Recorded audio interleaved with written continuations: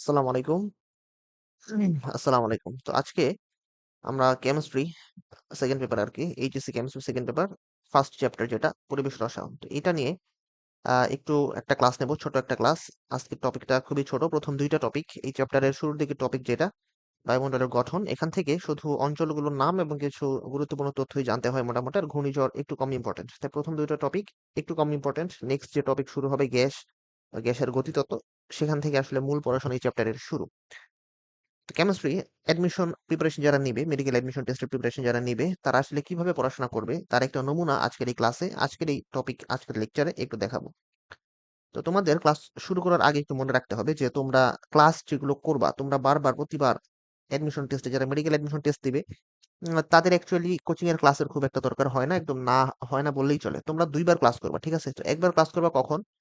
যখন তোমরা মোটামুটি একটা চ্যাপ্টার পড়া শুরু করবা, তখন দেখবা যে একটা চ্যাপ্টার কি বলে মেডিকেল অ্যাডমিশন টেস্টের জন্য কিভাবে পড়তে হয়, কোন টপিক গুলো পড়তে হয়, কোন জায়গাগুলো কিভাবে পড়তে হয়, কেন পড়তে হয়, আর কোন টপিক বা এরিয়া গুলো একটু বাদ দিলেও সমস্যা হয় না। তো প্রথম যখন শুরু করবা তখন একবার পড়তে পারো, একবার ক্লাস করবা। এরপরে যতবার পড়বা তুমি নিজে নিজে পড়বা, তুমি নিজে রিভিশন দিবা, তুমি পড়বা, তুমি রিভিশন দিবা, যাতে তোমার পড়াটা গোছানো থাকে। কারণ এখানে বুঝার কিছু নাই, যা বুঝার তুমি একটা ক্লাসে বুঝে যাওয়া। আরেকবার তুমি ক্লাস করতে পারো, আর কখনো অ্যাকচুয়ালি তোমার ক্লাস করার দরকার নাই। এরপরে তুমি নিজে নিজেই পড়তে পারবা। তুমি আরেকবার ক্লাস করতে পারো, সেটা হচ্ছে যখন তুমি পড়তে পড়তে টায়ার্ড, এক্সাম দিতে দিতে টায়ার্ড, শুয়ে আছো, তখন যদি তোমার মনে হয় যে একটা ক্লাস দেখলে তোমার মানে খালি শুনবা, শুনলে রিভিশন হয়ে যাবে। তো সেই হিসেবে যেহেতু অ্যাভেলেবল ক্লাস সব জায়গায় আছে, তোমার কোনো টাকা দিয়ে ক্লাস করতে হচ্ছে না, ইউটিউবে একটা ক্লাস খুলবা, জাস্ট শুনবা, কান দিয়ে শুনবা, তাহলে তোমার রিভিশনটা হয়ে যাবে। এখন মোটামুটি আজকে যে টপিক নিয়ে আলোচনা করবো আর কি, তো এই টপিকটা খুবই ছোট। এই টপিক নিয়ে খুব একটা কথা বলবো না। যা পড়া দরকার, যতটুকু পড়া দরকার, কিভাবে পড়া দরকার আমি একটু দেখাই দেব। তো প্রথমেই আমরা শুরু করছি যে বায়ুমণ্ডলের গঠন এবং উপাদান। তো আমি একটু আমার হোয়াইট বোর্ডে আগে যাই। তো বায়ুমণ্ডলের গঠন আমাদের এটা হচ্ছে, ধরো যে পৃথিবীর পৃষ্ঠ। তো পৃথিবীর উপরে বায়ুমণ্ডল যেটা সেটা আছে, হ্যাঁ? তো এটা ধরো যে তোমাদের বায়ুমণ্ডল, টোটাল যে বায়ুমণ্ডল আছে। তো বায়ুমণ্ডলকে আমরা ৩টা পর্দা দিয়ে ৪টা অঞ্চলে ভাগ করি। এই হচ্ছে একটা পর্দা, এই আরেকটা পর্দা, এই আরেকটা পর্দা। এর নিচের যে অঞ্চলটা, এই একটা অঞ্চল, ২ নাম্বার, ৩ নাম্বার, উপরে হচ্ছে ৪ নাম্বার। তো এই ৪টা অঞ্চলে ভাগ করি। তো টোটাল পৃথিবীর পৃষ্ঠ থেকে যে বায়ুমণ্ডলের বিস্তৃতি, সেটা আমরা বলি যে ৫০০ কিলোমিটার। এবং প্রত্যেকটা অঞ্চলের বিস্তৃতি আছে। প্রত্যেকটা অঞ্চলের বিস্তৃতি আমাদের জানা লাগবে। আমরা এটা জানবো, বই থেকে জানবো। প্রত্যেকটা অঞ্চলের নাম আছে, হ্যাঁ? এই ৪টা অঞ্চলের নাম আছে। প্রথমে হচ্ছে ট্রপোস্ফিয়ার, স্ট্র্যাটোস্ফিয়ার, মেসোস্ফিয়ার, থার্মোস্ফিয়ার। এই নামগুলো আমরা পড়বো এবং এই অঞ্চলগুলোর কিছু গুরুত্বপূর্ণ বৈশিষ্ট্য এবং তথ্য এই বইয়ে আছে, আমরা সেটা পড়বো। তো মূলত এটা নিয়েই এই প্রথম যে পাঠ ১.১ বায়ুমণ্ডলের গঠন এবং উপাদান এখানে আলোচনা করা হয়েছে। তো আমি একটু বইয়ে চলে যাই, যে তোমরা প্রথমেই এখানে দেখবা যে আমাদের বায়ুমণ্ডলের অঞ্চল আছে ৪টা, হ্যাঁ? ৪টা অঞ্চল আছে এখানে। একটু দাগাই যে এখানে ৪টা অঞ্চল আছে। তো এটা মূলত আমরা একটা ছক থেকে পড়বো। বইয়ে একটা ছক আছে। এই একটা ছক পড়লে আমাদের টোটাল পড়াশোনা হয়ে যাবে। তো একটা ছক থেকে আমরা পড়বো, কি পড়বো আমি দেখাবো। প্রথমত তোমাদের বায়ুমণ্ডলের যে ৪টা অঞ্চল, হ্যাঁ? এই ৪টা অঞ্চলের নাম তোমরা জানবা। যে ৪টা অঞ্চলের নাম কি? Troposphere, stratosphere, mesosphere, thermosphere. সবার নিচেরটা যেটা সেটা হচ্ছে ট্রপোস্ফিয়ার, তারপর স্ট্র্যাটোস্ফিয়ার, মেসোস্ফিয়ার, থার্মোস্ফিয়ার। তোমরা জানবা যে বায়ুমণ্ডলের টোটাল পরিধি হচ্ছে ৫০০ কিলোমিটার পর্যন্ত ভূপৃষ্ঠ থেকে, এবং প্রত্যেকটা আলাদা আলাদা করে যে পরিসর, সেই পরিসরটা তোমরা জানতে হবে। সেকেন্ডলি জানতে হবে যে প্রত্যেকটা মণ্ডলীয় অঞ্চলে তাপমাত্রা এবং চাপমাত্রার কি পরিবর্তন হয়। আমরা যত নিচ থেকে উপরের দিকে যাব, তত আমাদের চাপ উপরের দিকে কি বলে কমতে থাকবে, হ্যাঁ? যত উপরের দিকে আমরা যাব, তত আমাদের চাপ কমতে থাকবে। এই যে কমলো, কমলো, কমলো। সেইম এজ যত আমরা উপরের দিকে যাব, আমাদের তাপমাত্রাও কমতে থাকবে। তো আমরা যত উপরের দিকে যাব, তাপমাত্রা হ্রাস পাবে। ২ জায়গায় একটু ব্যতিক্রম ঘটে। ২ জায়গায় একটু ব্যতিক্রম ঘটে। একটা হচ্ছে তোমার স্ট্র্যাটোস্ফিয়ারে, আরেকটা হচ্ছে থার্মোস্ফিয়ারে। যত উপরে আমরা যাব, আমাদের তাপ হ্রাস পাওয়ার কথা, বাট তাপ হ্রাস পাবে না, তাপ বৃদ্ধি পাবে এখানে। এর জন্য এটাকে বলা হয় negative lapse rate. Lapse rate বলতে বোঝায় তাপমাত্রা পরিবর্তন। পজিটিভ ল্যাপস রেট মানে যত উপরের দিকে যাব, তাপমাত্রা বাড়ার কথা। সরি, ভুল বললাম। যত উপরের দিকে যাব, তাপমাত্রা কমার কথা। যদি তাপমাত্রা কমার কথা, যত উপরের দিকে যাচ্ছি তাপমাত্রা যদি কমে, তাহলে আমরা সেটাকে বলবো পজিটিভ ল্যাপস রেট। তাপমাত্রা কমার কথা, কিন্তু উপরের দিকে গেলে দেখতেছি যে তাপমাত্রা বাড়তেছে, তখন আমরা বলবো নেগেটিভ ল্যাপস রেট। আচ্ছা, আরেকটা জিনিস তোমরা জানবা যে এই প্রথম ৩টা অঞ্চল, বায়ুমণ্ডলের এই প্রথম ৩টা অঞ্চল, এটাকে বলা হয় হোমোস্ফিয়ার। এই ট্রপোস্ফিয়ার, স্ট্র্যাটোস্ফিয়ার, মেসোস্ফিয়ারকে বলা হয় হোমোস্ফিয়ার। এবং বাকি যে অঞ্চলটা আছে, থার্মোস্ফিয়ার, এটাকে বলা হয় হেটারোস্ফিয়ার। কেন বলা হয়? কারণ হোমোস্ফিয়ারে যে উপাদানগুলো আছে, কি কি উপাদান আছে? এখানে নাইট্রোজেনের সংযুক্তি তোমার জানা লাগবে 78.09%, অক্সিজেন 20.94%, কার্বন ডাইঅক্সাইড 0.033%। তো এই তিনটা মোটামুটি জানলেই হয়ে যায়। হেটারোস্ফিয়ারে উপাদানগুলো আছে, কিছু মুখ্য উপাদান আছে, কিছু গৌণ উপাদান আছে, আমরা এটা পড়বো, সমস্যা নাই।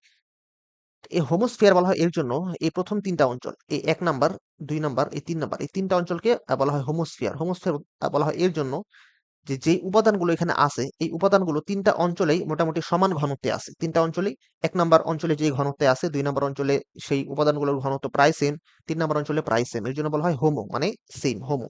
আর হেটারো মানে সেম না। তার মানে হেটারো স্ফিয়ার অঞ্চলে যেই মানে উপাদানগুলো আছে, সেগুলো অ্যাকচুয়ালি পুরা অঞ্চল জুড়ে সমান ঘনত্বে নাই। কিছু জায়গায় বেশি আছে, কিছু জায়গায় কম আছে। এটা তোমরা একটু রিডিং করলে বুঝবা।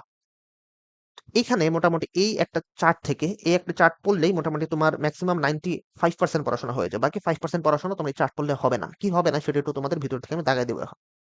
প্রথমত, তোমরা জানবা যে আমাদের বায়ুমণ্ডলে যত গ্যাস আছে, বায়ুমণ্ডলে অনেক গ্যাসীয় পদার্থ আছে। এই টোটাল গ্যাসীয় পদার্থের ভর হচ্ছে 5 into 10 to the power 5 ton, বা 5 into 10 to the power 18 kg. হ্যাঁ, তো এটা জানবা। এবং এই যে এত ভারী একটা গ্যাসীয় যে একটা আবরণ, হ্যাঁ, বায়ুমণ্ডল, এই বায়ুমণ্ডল আমাদের পৃথিবীর প্রতি ইঞ্চিতে, হ্যাঁ, প্রতি বর্গ ইঞ্চিতে কিংবা প্রতি বর্গ সেন্টিমিটারে কত চাপ দেয়, যেটাকে আমরা বায়ুমণ্ডলীয় চাপ বলি। এই চাপের ভ্যালুটা তোমরা একটু জানবা। তারপরে তোমরা জানবা যে আমাদের পৃথিবীর গড় তাপমাত্রা কত। ধরা হয় যে 15°C। এটা হচ্ছে পৃথিবীর গড় তাপমাত্রা, এটা জানবা। সেকেন্ডলি তোমরা জানবা যে ট্রপোস্ফিয়ার, তোমরা নাম শুনছো, সবার নিচে হচ্ছে ট্রপোস্ফিয়ার, তারপর স্ট্র্যাটোস্ফিয়ার, মেসোস্ফিয়ার, থার্মোস্ফিয়ার। তো ট্রপোস্ফিয়ারে তোমরা এই তথ্যটা জানবা যে ঝড় ঝঞ্ঝা যত যা কিছু হয় এসব হয় ট্রপোস্ফিয়ারে। এই জন্য এটাকে বলা হয় ক্ষুব্ধ অঞ্চল। হ্যাঁ, ক্ষুব্ধ অঞ্চল। এবং এই অঞ্চল দিয়ে বিমান চলাচল করে। তো ট্রপোস্ফিয়ার সম্পর্কে এই তিনটা তথ্য জানা লাগবে। তার উপরে আছে স্ট্র্যাটোস্ফিয়ার। তো স্ট্র্যাটোস্ফিয়ারে কোনো ঝড় ঝঞ্ঝা হয় না। যেহেতু ঝড় ঝঞ্ঝা কোনো কিছু হয় না, এর জন্য এটাকে বলা হয় শান্ত মণ্ডল। এটাকে বলা হয় শান্ত মণ্ডল। এবং এই শান্ত মণ্ডলে, যেহেতু এটা শান্ত মণ্ডল, তো এই দিক দিয়ে জেট বিমান চলাচল করে। তো তোমরা এই তথ্যটা একটু জেনে রাখবা যে আকাশে বিমানসমূহ 40,000 থেকে 42,000 ফুট এবং কিলোমিটারের হিসাবটা জানবা। 12.2 কিলোমিটার থেকে 12.8 কিলোমিটার এই উচ্চতা দিয়ে চলাচল করে বিমান। এটা গেল তোমার ট্রপোস্ফিয়ারের কথা। এবং এই যে তিনটা পর্দার কথা আমি বলছিলাম, তোমাদের মনে আছে কিনা যে তিনটা পর্দা দিয়ে চারটা অঞ্চলে ভাগ করা হয়। এই যে 1 নাম্বার পর্দা, 2 নাম্বার পর্দা, 3 নাম্বার পর্দা। 1 নাম্বার পর্দা যেহেতু ট্রপোস্ফিয়ারের উপরে, 1 নাম্বার অঞ্চলটার নাম হচ্ছে ট্রপোস্ফিয়ার, যেহেতু এটার উপরে এর জন্য বলা হয় ট্রপোস্ফিয়ার। 2 নাম্বারটার নাম হচ্ছে স্ট্র্যাটোস্ফিয়ার, সরি, কি বলে, স্ট্র্যাটোস্ফিয়ার। তো স্ট্র্যাটোস্ফিয়ারের উপরে যে পর্দা, এটাকে বলা হবে স্ট্র্যাটোপাউস, পাউস মানে পর্দা। 3 নাম্বারটা হচ্ছে মেসোস্ফিয়ার। তো মেসোস্ফিয়ারের উপরে যে পর্দা, সেটাকে বলা হবে মেসোপাউস। সবার নিচেটা হচ্ছে ট্রপোপাউস, স্ট্র্যাটোপাউস, মেসোপাউস। এবং 4 নাম্বার যে অঞ্চল, বায়ুমণ্ডল অঞ্চল, তার উপর যেহেতু কোনো আর কোনো অঞ্চল নাই, কোনো পর্দা নাই, সেহেতু আর কোনো পর্দায় নাম সেখানে থাকবে না আরকি। তো স্ট্র্যাটোস্ফিয়ার সম্পর্কে কিছু তথ্য তোমরা জানবা। কি জানবা? যে স্ট্র্যাটোস্ফিয়ারে ওজোন স্তর তৈরি হয়। ঠিক আছে? ওজোন স্তর, এটা স্ট্র্যাটোস্ফিয়ারে তৈরি হয় এবং ওজোন স্তরের কাজ হচ্ছে ইউভি রশ্মি, আল্ট্রাভায়োলেট রে, যেটা আমাদের বডির জন্য ক্ষতিকর। কেন ক্ষতিকর আমরা পড়বো, সেটাকে শোষণ করা। মেসোস্ফিয়ার সম্পর্কে তোমরা কিছু তথ্য জানবা যে এটা হচ্ছে বায়ুমণ্ডলের সবচেয়ে শীতলতম স্থান। তো শীতলতম যদি স্থান হয়, তাহলে তার তাপমাত্রা কত? এটা -93°C কিংবা 180 কেলভিন। আচ্ছা, এখানে এই যে তোমরা 3টা পর্দার নাম বললাম, এই 3টা পর্দার নাম তোমরা একটু দেখবা। একটা হচ্ছে ট্রপোপাউস, একটা হচ্ছে স্ট্র্যাটোপাউস, একটা হচ্ছে মেসোপাউস। এটা হচ্ছে মেসোপাউস। তো এই 3টা পর্দা। আর এই যে একটা ল্যাপস রেট নামে একটা কথা আছে, হ্যাঁ, যে পজিটিভ ল্যাপস রেট, যেটা আমি বললাম, রিডিং করলে একটু বুঝতে পারবো তোমরা। থার্মোস্ফিয়ার সম্পর্কে তোমরা কিছু তথ্য জানবা। থার্মোস্ফিয়ারে এতগুলো স্তর যে আমরা পড়লাম, প্রথম 3টা স্তর, ট্রপোস্ফিয়ার, স্ট্র্যাটোস্ফিয়ার, মেসোস্ফিয়ার, সেখানে গ্যাসীয় মিশ্রণ থাকে। হ্যাঁ, বায়ুমণ্ডলে গ্যাসীয় মিশ্রণ থাকে, শুধু গ্যাস সমূহ থাকে। কিন্তু থার্মোস্ফিয়ারে শুধু গ্যাস না, আয়ন, অণু, পরমাণু সবকিছুর মিশ্রণ এখানে থাকে। এবং তোমরা অবশ্যই এই জিনিসটা একটু খেয়াল রাখবা যে এটা কিন্তু ধনাত্মক আয়নের কথা বলা হয়েছে। হ্যাঁ, ধনাত্মক আয়ন থাকে, ঋণাত্মক আয়ন থাকে না, ধনাত্মক আয়ন থাকে। তো থার্মোস্ফিয়ারকে আমরা 2টা অঞ্চলে ভাগ করতে পারি। একটা হচ্ছে এক্সোস্ফিয়ার, যেটা নিচেরটা, এর উপরে হচ্ছে চৌম্বকোস্ফিয়ার। তো এক্সোস্ফিয়ারে, থার্মোস্ফিয়ারে যে উপাদানগুলো থাকে, এর মধ্যে এক্সোস্ফিয়ারে থাকে হাইড্রোজেন এবং হিলিয়ামের পরিমাণটা বেশি থাকে।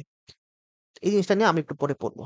তো বায়ুমণ্ডলের 2টা অঞ্চল আমরা একটু আগে পড়লাম, সেই চার থেকে একটা হচ্ছে হোমোস্ফিয়ার, হেটেরোস্ফিয়ার। হোমোস্ফিয়ার তোমরা যদি চাও একটু রিডিং করবা। হেটেরোস্ফিয়ার সম্পর্কে আমি একটু একটা কথা বলতে চাই, যে হেটেরোস্ফিয়ার হচ্ছে বায়ুমণ্ডলের 4 নম্বর অঞ্চল, যেটা থার্মোস্ফিয়ারকে বলা হয় হেটেরোস্ফিয়ার। তো হেটেরোস্ফিয়ারে কিছু অঞ্চল আছে, হ্যাঁ, আমি একটু এখানে এটা মুছি, মোছা লাগবে না অ্যাকচুয়ালি। আচ্ছা, তো এইটা ধরো যে আমার ভূপৃষ্ঠ, হ্যাঁ, এটা হচ্ছে ভূপৃষ্ঠ। এটা হচ্ছে 1 নাম্বার পর্দা, 2 নাম্বার পর্দা, 3 নাম্বার পর্দা। এটা ট্রপোস্ফিয়ার, স্ট্র্যাটোস্ফিয়ার, মেসোস্ফিয়ার। এই মানে এই প্রথম ৩ টা অঞ্চল এটা হচ্ছে হোমোস্ফিয়ারের অন্তর্ভুক্ত, এবং ৪ নাম্বার যে অঞ্চলটা সেটা হচ্ছে হেটেরোস্ফিয়ারের অন্তর্ভুক্ত। হেটেরোস্ফিয়ার অন্তর্ভুক্ত। হোমোস্ফিয়ারে কি থাকে তোমরা জানো যে হোমোস্ফিয়ারে অক্সিজেন, নাইট্রোজেন, CO2 ইত্যাদি এসব থাকে। এই গ্যাসগুলো এই ৩ টা অঞ্চলেই মোটামুটি সেইম ঘনত্বে সেইম পরিমাণে থাকে। এর জন্য এটাকে বলা হয় হোমোস্ফিয়ার। এবং উপরের অঞ্চলে থার্মোস্ফিয়ারে যে গ্যাসগুলো থাকে, থার্মোস্ফিয়ারে কি থাকে আমরা একটু আগে বললাম, ধনাত্মক আয়ন থাকে, পরমাণু, অণু ইত্যাদি মিশ্রণ থাকে। তো যেটা থাকে সেটা বিভিন্ন অঞ্চলে ভাগ হয়ে যায়। থার্মোস্ফিয়ারে সেখানে আমার ৩ টা কি ৪ টা অঞ্চল তৈরি হয়। এই একটা অঞ্চল, ২ নাম্বার, ৩ নাম্বার, ৪ নাম্বার অঞ্চল তৈরি হয়। ৪ টা অঞ্চল তৈরি হয়। সবার নিচে যে, হ্যাঁ, একটা হচ্ছে নিচের স্তর, একটা হচ্ছে নিচের স্তর, এটার উপর আরেকটা স্তর, এটা কোথায়? এটা থার্মোস্ফিয়ারের মধ্যের কথা বলতেছি আমি, হ্যাঁ? এটাকে বলা হয় হেটেরোস্ফিয়ার। তার উপর আরেকটা স্তর আছে। আরেকটা স্তর, এবং সবচেয়ে উপরে আরেকটা স্তর আছে। এখান থেকে তোমরা জানবা কি? এখান থেকে তোমরা জানবা যে সবচেয়ে নিচের স্তরে থাকে অক্সিজেন, নাইট্রোজেন। তার উপরে থাকে অক্সিজেন পরমাণু। এর উপরে থাকে হিলিয়াম, এর উপরে থাকে হাইড্রোজেন। আমি আশা করি বুঝাইতে পারছি যে এইখানে একদম নিচে, হ্যাঁ? তো এখানে থাকবে নাইট্রোজেন, অক্সিজেন। কেন? কারণ এর নিচে এই ৩ টা অঞ্চলে তো নাইট্রোজেন, অক্সিজেন সমান ঘনত্বে আছেই। তাই কিছু পরিমাণ নাইট্রোজেন, অক্সিজেন এই হেটেরোস্ফিয়ার বা থার্মোস্ফিয়ারের নিচের অঞ্চলটাতেও থাকে। এর উপরে থাকে অক্সিজেন পরমাণু। এর উপরে থাকে হিলিয়াম, এর উপরে থাকে হাইড্রোজেন। এখানে মূলত এই বিষয়টাই বোঝানো হয়েছে। তো এই জিনিসটা গেল। এবার ওজোন স্তরের গুরুত্ব। ওজোন স্তরের গুরুত্ব কি? ওজোন স্তরের গুরুত্ব। তো তোমরা জানো ওজোন স্তর সৃষ্টি হয় কোথায়? ওজোন স্তর সৃষ্টি হয় স্ট্র্যাটোস্ফিয়ারে। তো ওজোন স্তরের কাজ কি? ওজোন স্তরের কাজ বা ওজোন গ্যাসের কাজ কি? তো আমরা জানি ওজোনের কাজ হচ্ছে ইউভি রে কে শোষণ করা। তাহলে তোমাকে যদি প্রশ্ন করা হয় যে সবচেয়ে বেশি ইউভি রে শোষণ হয় কোথায়? তুমি যদি বলো স্ট্র্যাটোস্ফিয়ার তাহলে ভুল হবে। যদিও O3 বা ওজোনের কাজ হচ্ছে ইউভি রশ্মি শোষণ করা, এবং ওজোন স্তর গঠিত হয় স্ট্র্যাটোস্ফিয়ার যে অঞ্চল সেখানে, কিন্তু সবচেয়ে বেশি ইউভি রশ্মি শোষণ হয় থার্মোস্ফিয়ার অঞ্চলে। থার্মোস্ফিয়ার অঞ্চলে সবচেয়ে বেশি ইউভি রে শোষিত হয়। তো এই লাইনটা তোমরা একটু পড়ে রাখবা, শোষিত হয়। আর স্ট্র্যাটোস্ফিয়ার অঞ্চলে কিভাবে ইউভি রশ্মি শোষণ করে ওজোন স্তর তৈরি হয় সেটা একটু তোমরা দেখবা এখান থেকে। যে প্রথমে আমি একটু বলি, তোমরা জানো যে স্ট্র্যাটোস্ফিয়ারে অক্সিজেন থাকে। সেই অক্সিজেন ইউভি রশ্মির যে রেটা সেটা শোষণ করে নেয়। শোষণ করে, আর সেখানে এই বিক্রিটা দেয়াই আছে আসলে, হচ্ছে ওভি, অক্সিজেন যেটা সেটা ইউভি রশ্মি শোষণ করে অক্সিজেন অণু যেটা সেটা পরমাণুতে রূপ হয়। সে অক্সিজেন পরমাণু আরো অনেক যে অক্সিজেন অণু আছে স্ট্র্যাটোস্ফিয়ারে তাদের সাথে বিক্রিয়া করে, তাদেরকে আঘাত করে অক্সিজেন মানে O3 আর কি ওজোন গ্যাস তৈরি করে। আবার ওজোন গ্যাস ইউভি রশ্মিকে শোষণ করে তখন আবার অক্সিজেন তৈরি করে। ঠিক আছে? তো এই সার্কেল চলতে থাকে, অক্সিজেন থেকে ওজোন, ওজোন থেকে অক্সিজেন, এটা চলতে থাকবে। তো ওজোন স্তর আমাদেরকে ইউভি রশ্মি থেকে রক্ষা করে। তো ইউভি রশ্মি আমাদের বডির জন্য ক্ষতিকর। কেন ক্ষতিকর? কারণ এটা রাসায়নিক বন্ধনকে ভেঙে দেয়। এটা আমাদের চোখে ক্যাটারেক্ট সৃষ্টি করতে পারে। এটা আমাদের চামড়ায় ক্যান্সারের রোগ সৃষ্টি করতে পারে। তো আমরা জানি যে ওজোন যেটা সেটা হচ্ছে স্ট্র্যাটোস্ফিয়ারে থাকে, তাই না? ওজোন থাকে স্ট্র্যাটোস্ফিয়ার লেভেলে। আমি শুধু স্ট্র্যাটো লিখলাম। তো স্ট্র্যাটোস্ফিয়ারের যে বায়ুমণ্ডলীয় অঞ্চল, হ্যাঁ, এই অঞ্চলটা কতটুকু বিস্তৃতি আমি ভুলে গেলাম। স্ট্র্যাটোস্ফিয়ার হচ্ছে ১৫ থেকে ৫০ কিলোমিটার। তো ১৫ থেকে ৫০ কিলোমিটার এই টোটালটা জুড়ে ওজোন স্তরটা থাকে না। এটা থাকে মূলত ২০ থেকে ৪০ কিলোমিটারের মধ্যে। এটা একটু তোমরা মনে রাখবা, খেয়াল রাখবা। এখানে একটা এমসিকিউ দেয়া আছে। এই এমসিকিউটা তোমরা সলভ করবা আরকি। এরকম যত ছোট, ছোট এমসিকিউ থাকে তোমরা সলভ করবা, এসব লাগবে। তো ওজোন স্তর, ওজোন গ্যাস যেটা, ওজোন গ্যাসটা তোমার ২ জায়গায় ২ রকম ভূমিকা পালন করে। এই ওজোন গ্যাস যদি তোমার স্ট্র্যাটোস্ফিয়ারে থাকে তো একরকম ভূমিকা পালন করবে, যদি ট্রপোস্ফিয়ারে থাকে আরেক রকম ভূমিকা পালন করবে। স্ট্র্যাটোস্ফিয়ারে ওজোন গ্যাস এটা একটা এটা একটা উপকারী ভূমিকা পালন করে। আর ট্রপোস্ফিয়ারে এই ওজোন গ্যাস এটা গ্রিন হাউস গ্যাস রূপে বায়ু দূষক রূপে কাজ করে। গ্রিন হাউস গ্যাস এবং বায়ু দূষক রূপে কাজ করে। এই টোটাল ১.১ পার্ট থেকে মোটামুটি তোমার এতটুকু জানলেই হবে। আর তোমরা রিডিং পড়তে পারো, একটু সময় নিয়ে পড়বা, ঠিক আছে? তো অ্যাডমিশন ক্লাস যখন তোমরা করবা একটু এনার্জি নিয়ে করবা, যে খুব দ্রুত এখানে পড়ানো হবে, বুঝার খুব একটা সময় নাই। আর যতটুকু বোঝা যায় তো বুঝলা। তোমাদের যাতে এখানে তোমরা জানো যে ক্লাস ডাবল এক্স 2x স্পিডে করলে যেরকম মনোযোগ দিয়ে করতে হয়, তোমাদের অ্যাডমিশন ক্লাসগুলো এরকম মনোযোগ দিয়ে করতে হবে। অল্প কথায় তোমাদের বুঝতে হবে, এবং এই বুঝা দিয়েই তোমাদের সবকিছু কভার করে ফেলতে হবে আরকি। তো পরের যে পাঠ, ঘূর্ণিঝড় এবং জলোচ্ছ্বাস। তো এই পাঠটা আমি দেব 1 স্টার। এই পার্টটা যদি তোমাদের কোনো কিছু বাদ দিতে হয় একটা চ্যাপ্টার থেকে, তো এই একটা পার্ট বাদ দিতে পারো। কিন্তু যেহেতু বইয়ে আছে প্রশ্ন আসতে পারে তাই আমরা পড়ব। তো প্রথমত ঘূর্ণিঝড় জিনিসটা কি? তো আমরা ঘূর্ণিঝড় বলতে ঘূর্ণিঝড়, হ্যাঁ? তো ঘূর্ণিঝড় বা ঝড় বলতে আমরা বুঝি বাতাস রিলেটেড কিছু, রাইট? তো ঘূর্ণিঝড় মানে ধরো যে এখানে একটা জায়গা, হ্যাঁ? তো এই জায়গা থেকে যখন এই জায়গায় যখন আশেপাশের জায়গা থেকে বাতাস চলে আসবে, এই বাতাস যখন আসে তখন আমরা বলি যে ঝড় হচ্ছে, না? ঝড় হচ্ছে এখানে। তার মানে ঘূর্ণিঝড় বিষয়টা হচ্ছে বাতাস রিলেটেড কিছু। ঘূর্ণিঝড় বিষয়টা হচ্ছে বাতাস রিলেটেড কিছু। বিভিন্ন জায়গা থেকে বাতাস এদিকে আসবে, তার মানে বাতাসের দিকটা পরিবর্তন হবে। এক জায়গা থেকে বাতাস আরেক জায়গায় যাবে, এক দিক থেকে আরেক দিকে যাবে। তো বাতাস এক দিক থেকে আরেক দিকে কখন যায়? যখন বাতাসের ঘনত্বের পরিবর্তন হয়। এখানে যদি কোনো কারণে বাতাসের ঘনত্ব যেটা সেটা কমে যায়, বাতাসের ঘনত্ব যদি কোনো কারণে কমে যায়, তাহলে আশেপাশে যেসব জায়গায় বাতাসের ঘনত্ব বেশি, সেখান থেকে বাতাস এইদিকে চলে আসবে। এই জিনিসটাকে মূল তো এই জিনিসটাকে মূলত ঘূর্ণিঝড় বলা হয়। কেন? বাতাসের ঘনত্ব কেন কমে যাবে? তোমরা জানো যে বাতাস, ধরো এটা হচ্ছে বাতাস, হ্যাঁ? এটা হচ্ছে বাতাস। এখানে এটা হচ্ছে বাতাসের বিভিন্ন অণু, হ্যাঁ? এখানে গ্যাসীয় অনেক অণু আছে। তো বাতাসে গ্যাসের অনেক অণু আছে। তো এখানে যদি আমার তাপমাত্রা আমি বাড়াই দিই, তাহলে অণুগুলোর গতিশক্তি বেড়ে যাবে। অণুগুলো একে অপর থেকে দূরে চলে যাবে। তার মানে এইখানে বাতাসের যে ঘনত্ব, সেই বাতাসের ঘনত্বটা এখানে কমে যাবে। হ্যাঁ? তো ঘনত্ব কমে যাবে। তার মানে বাতাসের ঘনত্ব এটা নির্ভর করে টি এর উপর, তাপমাত্রার উপর। তাপমাত্রা যদি বাড়াই তাহলে বাতাসের ঘনত্ব কমে যাবে, এবং বাতাসের ঘনত্ব কোনো অঞ্চলে কমে গেলে, যেসব অঞ্চলে বাতাসের ঘনত্ব বেশি, সেখান থেকে বাতাস এখানে চলে আসবে। তো এই ঘটনাটাকে আমরা বলি ঘূর্ণিঝড়। আরেকটা শব্দ হচ্ছে এখানে জলোচ্ছ্বাস। ঘূর্ণিঝড় এবং জলোচ্ছ্বাস। জলোচ্ছ্বাস মানে হচ্ছে ঘূর্ণিঝড়ের প্রভাবে, ঘূর্ণিঝড় ২ জায়গায় হতে পারে। ঘূর্ণিঝড় হতে পারে স্থলে, কিংবা হতে পারে সমুদ্রে। তো সমুদ্রে ঘূর্ণিঝড় হলে সমুদ্রের যে পানিগুলো, এটা একটা ঢেউ, একটা ঢেউ, অনেক বড় একটা ঢেউ তৈরি করে। তো এই ঢেউটা তারপর সমুদ্রের উপকূলে যখন আছড়ে পড়ে, তখন বিশাল ক্ষয়ক্ষতি হয়ে যায়।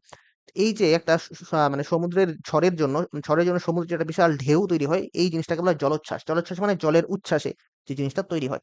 তো এটা শুধু ঘূর্ণিঝড়ের জন্য না, আরো বিভিন্ন কারণে, ভূমিকম্প ইত্যাদি কারণে হতে পারে। এটা আমরা দেখব। তো মোটামুটি এখন এই চ্যাপ্টারটা আমরা শুরু করতে পারি, এই টপিকটা শুরু করতে পারি। তো ঘূর্ণিঝড়ে আমরা দেখলাম কিছু প্রভাবক কাজ করবে। তো আমরা বুঝলাম যে তাপমাত্রা, বায়ুর ঘনত্ব, চাপ, সমুদ্রের জলীয় বাষ্পের অবস্থা ইত্যাদি প্রভাবক এখানে কাজ করবে। এখানে তোমরা মনে রাখবা যে সমুদ্র এবং স্থলভাগে ২ জায়গায় হইতে পারে। সমুদ্রে যদি কোনো ঘূর্ণিঝড় সৃষ্টি হয়, আমরা তাকে সাইক্লোন, হারিকেন কিংবা টাইফুন বলি। স্থলভাগে যদি কোনো ভূমিকম্প সৃষ্টি হয়, আমরা সেটাকে সাধারণত আ আ কি বলে? টর্নেডো কিংবা কালবৈশাখী ঝড় ইত্যাদি নামে ডাকি। আরেকটা জিনিস তোমরা মনে রাখবা যে দিনের বেলায় সমুদ্র বায়ু এবং রাতের বেলায় স্থলবায়ু প্রবাহিত হয়। এই বিষয়টা কি? এই বিষয়টা যদি আমি একটু বুঝাই, যে ধরো এটা হচ্ছে তোমার স্থল, হ্যাঁ? এটা হচ্ছে স্থল অঞ্চল। এটা হচ্ছে সমুদ্র অঞ্চল।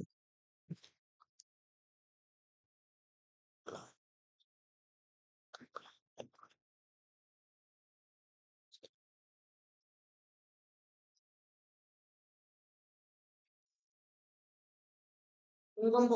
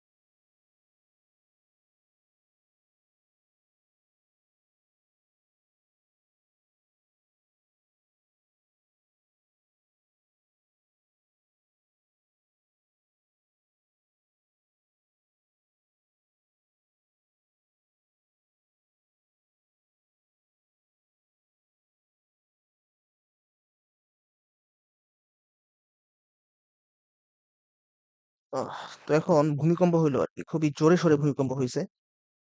তো আমি ক্লাস নেওয়ার সময় বুঝতেছিলাম যে কিছু একটা নড়তেছে। তো যাই হোক, আল্লাহ আল্লাহ রক্ষা করছেন। উম ঠিক হয়ে যাবে আশা করি। তো যেটা আমি বলতেছিলাম, একটা হচ্ছে সমুদ্র বায়ু, একটা হচ্ছে স্থল বায়ু। এটা হচ্ছে স্থল আর এটা হচ্ছে সমুদ্র। তো উপরে ধরো হচ্ছে সূর্য, হ্যাঁ, এটা হচ্ছে সূর্য। তো সূর্য যদি হয়, সূর্যের তাপে স্থল সমুদ্র দুইটা উত্তপ্ত হবে। তো যখন সূর্যের তাপ যেটা স্থলে পড়বে, তো স্থলে অনেক বায়ু আছে, রাইট? এই স্থল থেকে রিফ্লেক্ট হয়ে এই আলোগুলো এই গ্যাসের যে অণুগুলো এগুলোকে উত্তপ্ত করবে, গ্যাসের গতিশক্তি বৃদ্ধি পাবে এবং এখানে ঘনত্ব যেটা সেটা একটু কমে যাবে, কারণ অণুগুলো গতিশক্তি পেয়ে ছোটাছুটি করবে। আহ অ্যাকচুয়ালি কি ভূমিকম্প হচ্ছে নাকি এটা আমার ভ্রম? একবার হয়েছে তো। তো এই ছোটাছুটি করার কারণে এখানে বায়ুর ঘনত্ব কমে যাবে। তার মানে এখানে বায়ুর ঘনত্বটা একটু কমে যাবে। আবার এই তাপ যখন সমুদ্র পৃষ্ঠে এসে পড়বে, তখন সমুদ্র পৃষ্ঠে যে পানিটা আছে, এই পানি এই তাপটা গ্রহণ করে পানি জলীয় বাষ্প হয়ে এখানে যে বায়ু আছে আর কি, এই বায়ুর ঘনত্ব সে বাড়ায় দিবে।